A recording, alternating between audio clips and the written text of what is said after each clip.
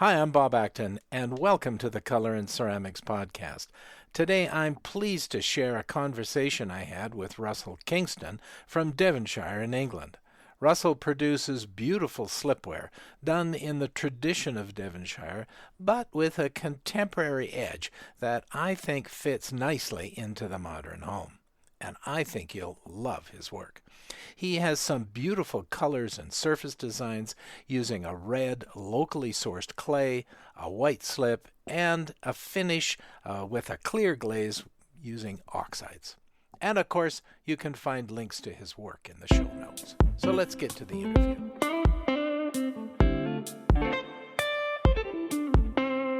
Welcome to Color and Ceramics, the podcast for ceramic artists who want valuable ideas about using color from leading artists and world-class experts. Here's your host, Bob Acton, a sculptor and ceramic artist who's fascinated with color and how potters, sculptors, and artists use color in their work. Tune in as he talks with his guests about color, techniques, and the impact of color on people and art itself. Hey, Russell, thanks so much for joining me today on the Color and Ceramics podcast. I am pumped to have you here. I love your slip work and the colors and surface designs that you use in your work. So I think I'm really interested in finding out about your work, and I hope our audience is as well. So welcome. Hello. um, Russell, it seems to me that you've been doing this work for a little while. I don't think you started just yesterday. So I wonder if you could give the audience a little understanding of kind of where you've come from. Like, where did you start with this, and a little bit about your Well, journey. I've made stuff my whole life, I suppose. Ceramics was late, medium late, I suppose. But through school and it was always art, and you know, I was all right at other subjects, but I couldn't concentrate, I couldn't be bothered half the time to like put my energy into it. So art and like DT and practical, anything with my hands, it generally was. So I did that, and then was a carpenter for a while, roundwood timber framing, and I grew up building with my dad. He was a stonemason, and my brother, and did a bit of part-time work in my mum's shop when she was a florist. So there's always doing stuff, and like I was always making things, and I like structures, and I like functional stuff, I suppose. So I did like a foundation degree in ceramics, which was on a whim at one point. Got really into it. Yeah. Then I was doing like ash glazes, stoneware, and then I moved back to North Devon after being away. North Devon's where I'm from. Read the history. That is Slipware. It's one of the places of Slipware. So then I was like, well, that's that. I'm doing that then, I suppose. And then I just like played with slip for 4 or 5 years, and now I've been doing slipware for about 10 years now, I think, and ceramics for about 15. Yeah, cool. So you're a full-time production potter, it sounds like. Yeah, full-time potter. Production happens because you need to make money, I suppose. How true is that? Yeah. Because you can't just make one mug, can you? So, to make a living, you need to be, if you want to make tableware, you need to make loads of it, I suppose. Mm-hmm. Yeah, for sure. I think that's probably true about a lot of things, though. You can't just make one or two pieces. You need to make a lot in order to get your work out there and have galleries and whatnot carry your work. And I see that there's lots of places in the UK that are carrying your work. Yeah, I do all right. I get around, I suppose. I feel like my work's all right at the moment, and it does a thing, and it's bright, it's a bit vibrant, but it's also kind of traditional, which I like. Yeah. So we'll talk about Yeah, that in a bit for sure. yeah. I'm excited about that. Now, you said that you had moved back to Devon and did Hmm. some research looking at the history of clay there. Hmm. And so that sounds like to me you were inspired by some people or some things. Can you talk a Yep. little bit about what's inspired you to do the work you do? Well, you've got to like make a decision which route you're going to go, and you to get somewhere, you've got to kind of develop something. You can't just jump around all the time.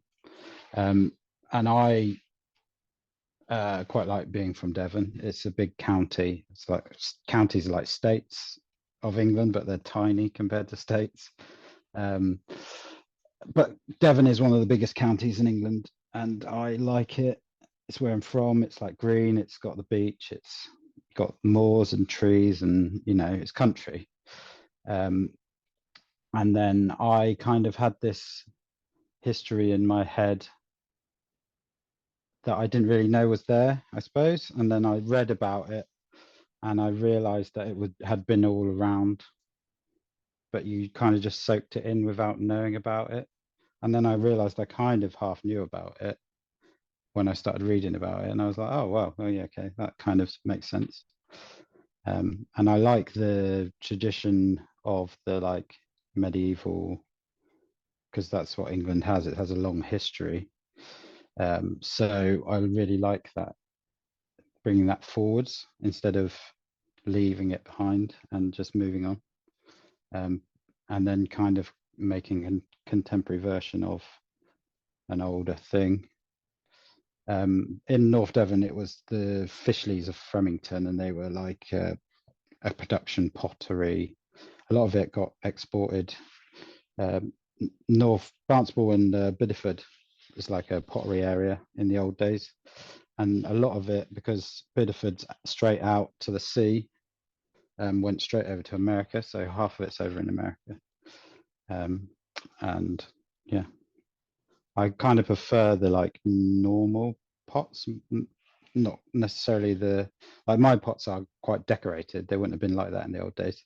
I prefer the like the pots that probably got smashed because they would have been used, and they were like nothing, and they weren't marked, and they were done really quickly, and that quickness bred this like spontaneity of a thing being made, so it could be used, so it could be cheap, so that people could use it and then break it and then use another one. You can't do that in the same way now because world doesn't work. Cheap things are plastic and other things, but it all comes from that kind of idea, Yeah, I would cool. say. Now, so slipware was really commonly used in your area. Could you Yeah. just give a brief description of slipware to somebody who might not know exactly what that is? Okay. So slip is a liquid clay. Slipware is pottery, general pottery, like anything decorated with liquid clays. So traditionally, it would have been in my area a red clay as the body of the pot, and then decorated in a white liquid, and then sometimes scratched through, which is graffito. Sometimes finger swipes just through while it's wet. Um, a lot of the time, there would be a lot of the clay body still showing because the whole ground was red clay. They'd find these pockets of white clay, and they were like a bit more precious and like less abundant. So they'd make liquid out of them, and then they could turn the red pots into white pots without using up all the white clay. I feel like everywhere in the world where there were two clays, they kind of did a version of it because it's like simple and it's like mud with mud, and then you've got your thing, and that a white mud with an orange mud makes whatever. Yeah, that's cool. Mm. That's really neat stuff. Um, so so tell us about your work. I know that your work has some color to it, right? So it's Yeah, not just red and white. yeah. Um, So tell us about your approach to the functional work that you do and how you approach what you do, and maybe we'll talk So a little about surface after. Yeah.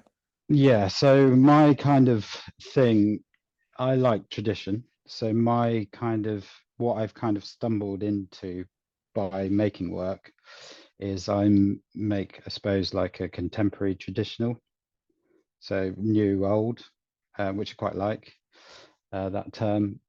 It, I make with terracotta, which is red clay. I decorate with a white slip, and then I slip trail, generally with a black slip over the top of that. That's done with a bit of gusto. Um, it's spontaneous. The idea that I realized what I was striving for now after doing it for a while is celebration of liquid. Slip is liquid. So it's like the decoration is a celebration of what clay can do in its liquid form. And those are the ways I decorate you can't do unless it's liquid. So that's kind of a celebration, and that just happened by looking at all these different things in the past and then making marks and looking at the marks. And I've got a repertoire of lines, dots, zigzags, sometimes crisscrosses, very, and it's a combination of all of those with 5 colors. So I've got a clear glaze. So I color my slips black and white, and then all the actual color, the like not black or white color, is from glaze. So I put glaze over the top. So I've got a clear glaze, which is like an off-white cream color. I've got a honey, which is quite yellow. I've got an ambery like orange, and then a blue and a green, and it's combinations of those. I generally use a cream with one of the colors because it makes the color pop more. It's that's just what it does. If you have a whole pot that's one color, it's kind of that color, and that's a nice thing. But if you have a stripe of like cream down the side, then that blue all of a sudden is really blue. It's a contrast. Yeah, Yeah, yeah, absolutely. that's the Yeah. word. Yeah. Yeah, Yeah. Yeah. Now, when I look at your work, I see that. I'm looking at some pots now on my screen as we're chatting, yeah, and you will contrast even a darker shade of one color with a lighter yeah, shade of the yeah, same color, along with some of your lines that you use in yeah. there. Black Yeah. lines sometimes, or yeah, a nice old slippy line in between. Um, I find it work. I used to color some slips, like green slip, and then I started. I had like a honey glaze and a clear glaze. So then some of my slips were colored, and some of my glazes were colored, and then it just didn't really work in my head. So I stopped coloring the slips. I just have a black and white for contrast, and then I color my glazes, and that allows me quite a lot of freedom because I can make all the pots and then color them how I want afterwards. Yeah, yeah, for sure. And I decorate in my set. You make rules for yourself, don't you? So I and things that work and don't work. So I decorate knowing that that's going to be a color and that's not going to be a color. Like that will be, the cream bit, and that will be a color bit. I don't necessarily think, oh, that's going to be an orange one or that until I'm glazing them. Yeah, yeah. Um, So and I that really, it sounds like you have a really spontaneous way of working that yeah, you've got your pieces finished and I've used slip, so I assume you're slip being used when they're in a leather hard stage, are you? Is yeah, that yeah, yeah. And so that sounds like you approach your work very spontaneously to get that energy and the movement in the slip as it moves down the piece. yeah, definitely. That's the same kind of vibe I want for how I make as well. So I don't turn anything. I don't like turning. I haven't got time for it in my brain. It doesn't do anything for me. Um, so I, yeah, channel these old in my head, these old potters just making I know, bowl after bowl after bowl, and that's all they ever did. They were the bowl guy. They make the bowls. It becomes normal. They make them so quickly that the quickness of that thing becomes its life. I'm never going to be as quick as them to do that because they're the bowl guy and they've made a, Yeah. and they had to work, They did 50-hour millions of days. them. Yeah. Yeah. Yeah. Yeah. Yeah.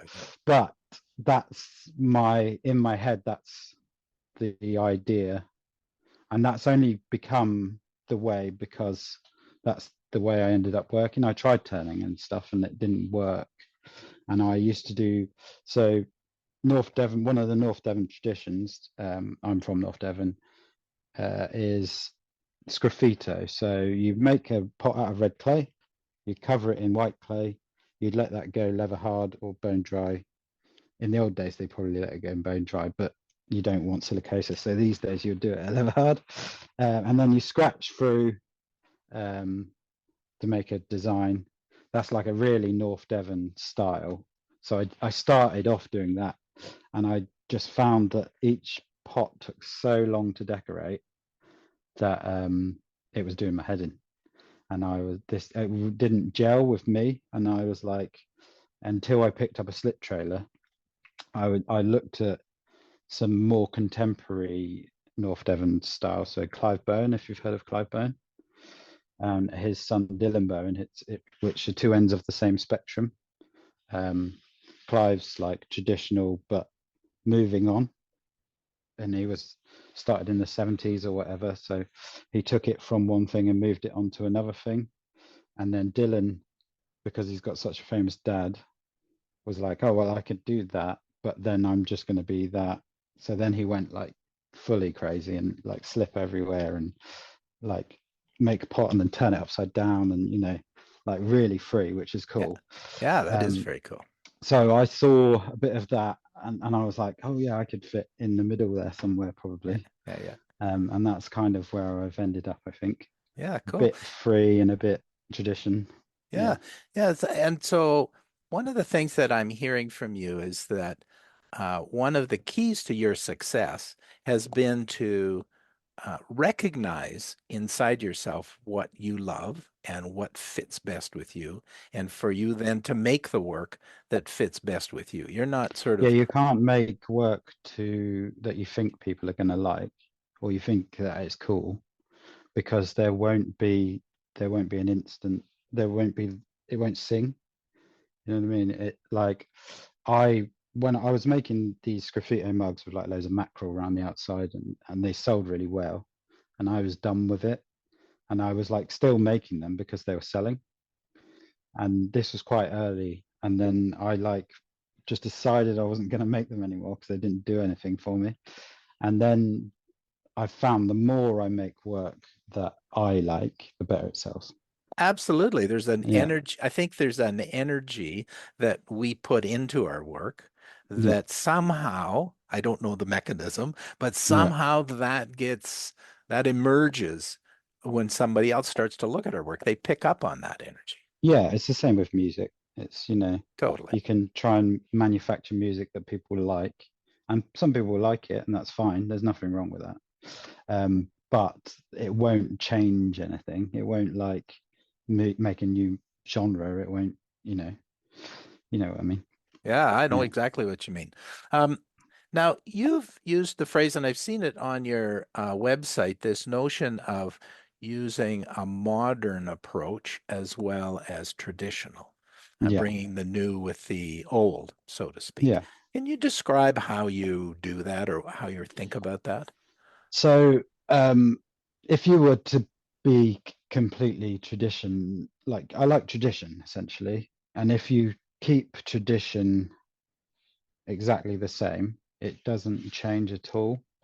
You've got one thing. I like traditions that evolve with now.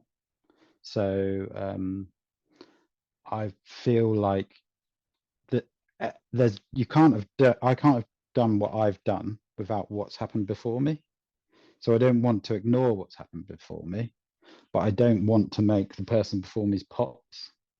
I want to make my pots for now, for me, not necessarily for me because I don't want them. I want other people to have them, if you know what I mean. Yes, yeah, I know exactly. But I want to make something that feels of now, and like, so I've developed my colors, which are quite bright but muted, if that's a thing, um, for what my eye would like, rather than what I think looks good in the line of the time. Yeah, yeah, for sure. Um, yeah, and the same with shapes, and it's all the same. It's like a, a thing. If you're making functional work, the thing's still got to do the thing. So the bowl's got to have cereal in it, or the baker's got to be able to cook a pie. But you can change anything about that as long as it does the thing, and someone enjoys it doing the thing. And once it becomes annoying to do the thing, you've gone too far. Unless that's the idea in this, you want to take it away from its function. But I like that's half the reason I like it, because I like food. So the functional pottery is like food and craft, and you get to make stuff. And there's a So sense of community too, because yeah, when we're eating and using ceramics as part of our food production or our serving, there's other people there. We're having a sense of community over the clay. exactly, Yeah. exactly. And when you first cooked something when you're little, I don't know if you cook something, it's probably the first time you cooked like an apple pie or whatever you've cooked, and you like serve it, and people are like, oh, this is really tasty, and you made that. And then the next level of that is you make a dish, then you make the pie, and then you serve that, and So you're like, yeah, it's yeah. full circle. And then once you buy I buy a lot of pots from other people. We only have handmade pots in our kitchen. Obviously we've got metal and other things as well, but you know there's pots that you gravitate towards using for something because they're perfect for that. You've got all your friends in your kitchen, even if they're not there. You're like, oh, so and so made that, Josie made that, blah blah blah, and then that's all on the table together, and it kind of just enhances the whole situation, Yeah. I think. Yeah, no, I agree totally. I've got a collection of mugs that I've Yeah, acquired from potters around the world, and so lots of times our friends would come over and open up the cupboard to yeah, pick the mug they want to yeah, use, yeah, right? yeah, yeah, Because yeah. we don't have any commercial stuff there. So that's great. That's awesome. Now, one of the things that you've mentioned is the form that you're using, and Hmm. when we're putting on color and surface design, it has to marry with the form. Yeah. Can you tell us a little bit about how you think about that? um there are definitely shapes that work better with certain bands of color. I I've tend to just make what I want now and then decorate it. Um, I don't tend to, because I've done enough round things and I've done enough straight things. I know roughly what's going to work. I only get into like a flow state, like if I'm making loads of something. Um, when I'm decorating, sometimes decorating's like I've got to decorate, and like because you have to decorate to finish things before it dries out, and sometimes it's like, oh, I get to decorate. um but I find that I get most into it if I've got like 80 plates. Plates are always a good one because they're flat, and they're like just a practice. You haven't got any gravity against you with a plate. Hmm. All the slip is flat. That's right, yeah. This is totally different once you've got a vertical surface. And you get to um see the whole thing too. Whereas a yeah, bowl or a jug or something, yeah, yeah, it's yeah, got yeah, another side that you've got to either turn yeah, the yeah, piece yeah. or you walk around it. Yeah. Which is nice as well because you can do two sides. I do like bands sometimes, so I'll do like two lines of slip and then something in between those, like a zigzag or some dots. Or But then sometimes on one, I'll do a band with zigzags and then flip it around and then do a band with dots, so that you've got kind of two pots, even though Yeah, it's yeah. one pot. Two pots But in one. Hey, hey, yeah, hey, Tommy, you were talking about bands that you use, and I think visually, this is an auditory podcast, so people are yeah, listening as opposed to yeah, watching. And we, of course, on our information, we'll put links to your work. But yeah. and so people can go and see it there. And I really hope people do go and see your work, because it's not only beautiful, but I think they'll really start to get a sense of what we're What I'm on talking about about. here. Yeah, Yeah. yeah. Now, but you've used the word band. So do you Hmm. think about your work like if you're making something a vertical piece, like let's say a jug that's taller versus a bowl that's a bit flatter? Hmm. Do you approach horizontal lines or vertical lines a little differently? It depends on how I'm feeling, I suppose. Um, uh, some pots you want on the whirler so you can do it 360. Some pots are too big to do that. If you're making a storage jar that's like uh, 60 centimeters tall, um, that I'll have that on a big whirler, but that takes some time. You have to think about that. You only get one go. You don't get any redos. So once you've started, um, you kind of have to have a plan to start the pot. You can't just go in, or you could go in, but I don't. I have a rough idea of, and that will change if the mark I've made is interesting, or if I was going to do quite a busy plate. Some are quite busy, and I do a nice mark, and I see it, I'll go, oh, I'll leave that because that's nice. So I don't, yeah, I don't plan. I kind of plan but don't plan. I just feel, I suppose.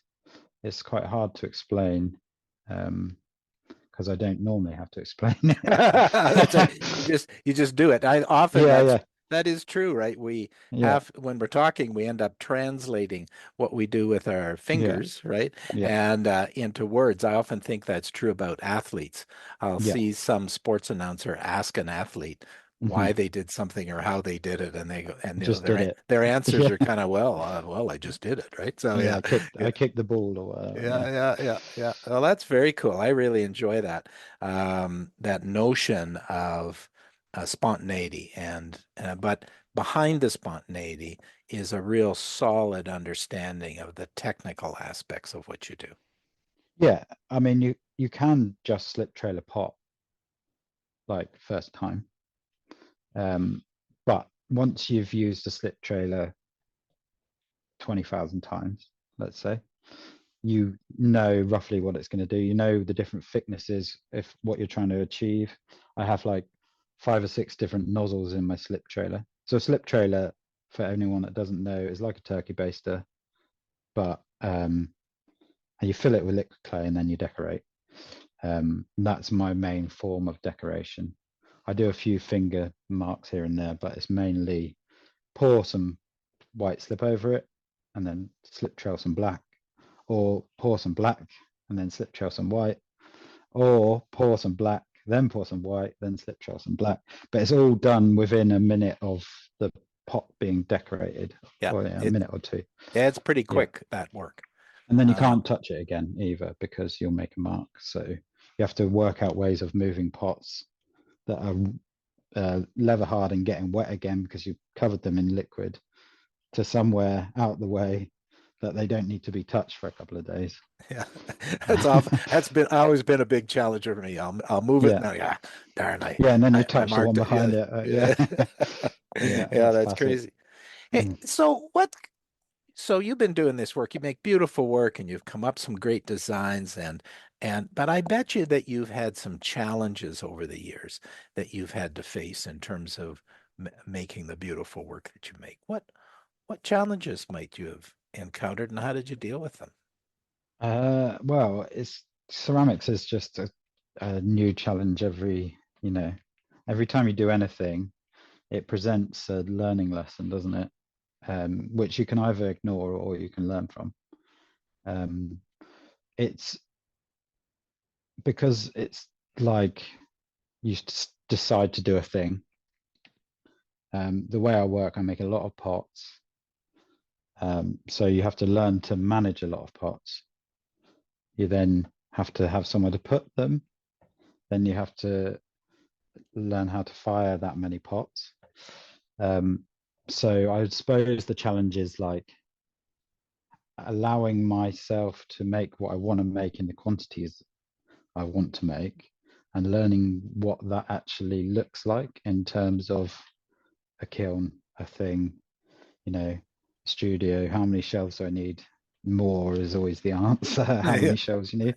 Yes, absolutely. Um, so, and then like colors that you develop over a year or half a year or however long it takes, because nothing's quick, is it? You get a test out however long after you've done it, and it's not quite what you wanted, or it is what you wanted, and then you put it on and it's totally different the next time, and then you finally decide you're doing that thing, and then you mix up a batch and it's fine for a year or two, and then it starts reacting with something else all of a sudden.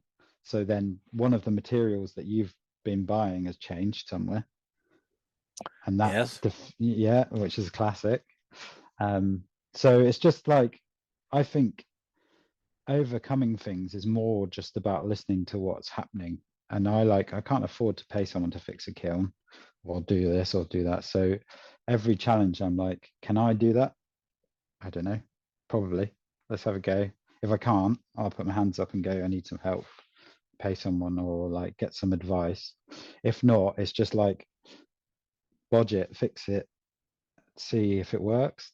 And if it doesn't work, why doesn't it work? And if you can learn from that and make it better next time, it doesn't have to be perfect next time, but as long as it's like forwards instead of backwards. You will go backwards though by doing that process, but you'll learn if you're looking at what you get. I think one of the like the strongest kind of things I've learned from ceramics is like acceptance and looking. Like, you've gone down this rabbit hole of what you're trying to achieve. Only you are ever looking at that. You like, so you make something, you put it in the kiln, it's not what you wanted. If you can immediately ignore that, or not ignore that, accept that it's not what you wanted, and look at what you've got, you'll learn loads more than going, oh, I didn't do that. How am I going to do that? You can still try and achieve that thing that you're trying to achieve, but without looking at what you've actually done, you're not going to progress towards that. And without looking at the mistakes and going, actually, I like that, how do I redo that mistake? Or like, that's how you kind of develop your voice in, because that's only those things that you've done, only you've done. Nobody's told you to do that mistake or whatever. And if you see that mistake and go, I hate that, that's fine. And you can then try and avoid that mistake again. But then if you look at that and go, I wasn't trying to do that at all, but I really like that. How do I do mistakes more often? Yeah, that work. Yeah, yeah, yeah, Yeah. yeah. And then it's the same with that. So then it's like, I've got this 12 cubic foot electric kiln, which I've done I'm a firm believer in any kiln can make a good pot, and anybody, that I'm not like an elitist. Some people think like wood firing's the way, and wood firing's beautiful. I love it. Some people think you can't do it in a gas kiln compared to wood, and I don't think that way. I think they're all viable. They're all beautiful things if you make what you want to make out of it. So I've got this. Most of my work was fired in an electric kiln for ages. I needed a bigger kiln.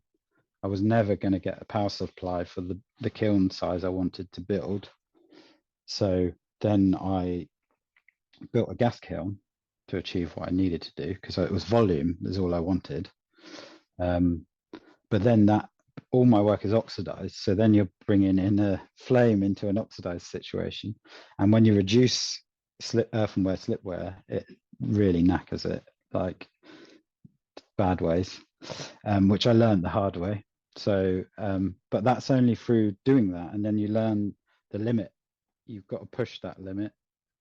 to learn it, you know. Yeah, yeah. I mean, um really, what I hear you saying is that um, a good potter is somebody who's a great problem solver, right? Adaptable. Adaptable, Yeah, resilient, and being able to see what you've got in each firing, because I bet you, even though you're using an electric kiln, in the things electric kiln they can be different. Yeah, it yeah. can be different. In the gas That kiln they can be different, yeah, you know. absolutely. Yeah, That you have to take a certain mindset to your work. You have to have the right attitude. And that sounds like to me that you're there to observe and accept and see what's going on and to pay attention to the work, not just sit in judgment of it. Like not just sit in yeah, that's good, bad, right? Or I'm happy, I'm yeah, not yeah, yeah.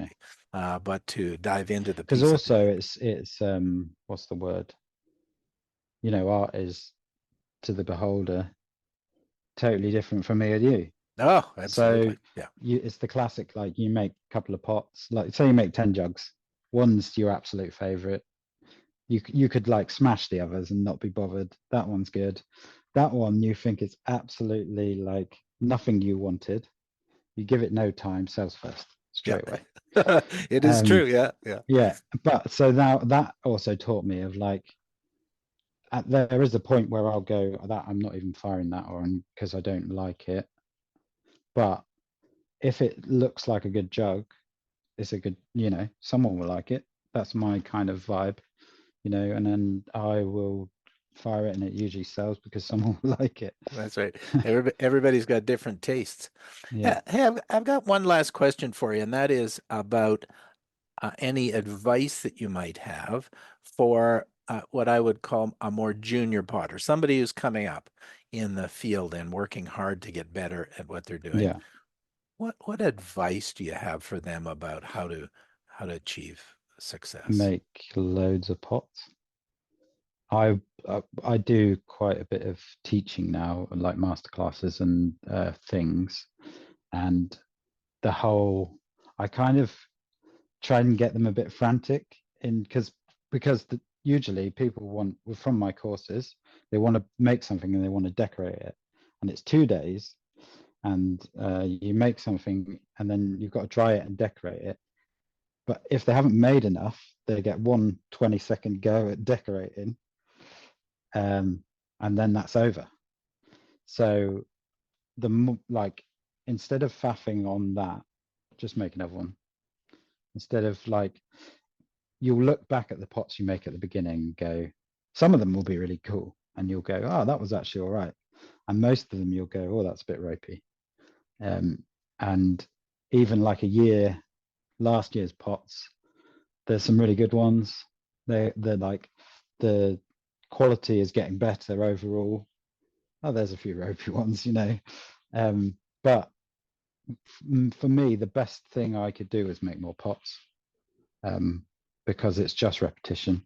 And then once you've got the skills in your hands, just to remember what you're doing, um, without thinking, without fighting the process, like without fighting the wheel, like just thinking, are my hands in the right place?